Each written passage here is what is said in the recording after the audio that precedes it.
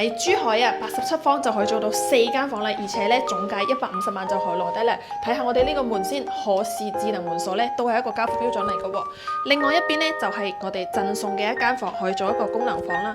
呢個定制櫃啊都係贈送俾你嘅，做好晒噶啦，到時同埋呢一個咧就做咗嵌入式嘅一個冰箱添。睇翻我另外一邊咧，做咗一個半開放式嘅廚房，呢個半推拉門啊，都係一個交付標準嚟㗎，同埋4人可以做到6人嘅餐台。客廳嘅位置咧，開間都係非常之闊落嘅，睇出去咧仲係我哋小區園林嘅一個位置。呢邊咧係做咗一個客房啦，呢邊乾濕分離嘅衛生間，同埋呢邊咧係做咗一個兒童房嘅。嚟睇下我哋重頭戲。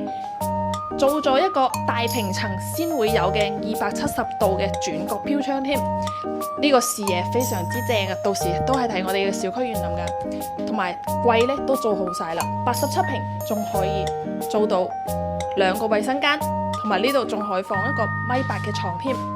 總價150萬就可以攞低啦，有興趣嘅話聯繫我發資料俾你。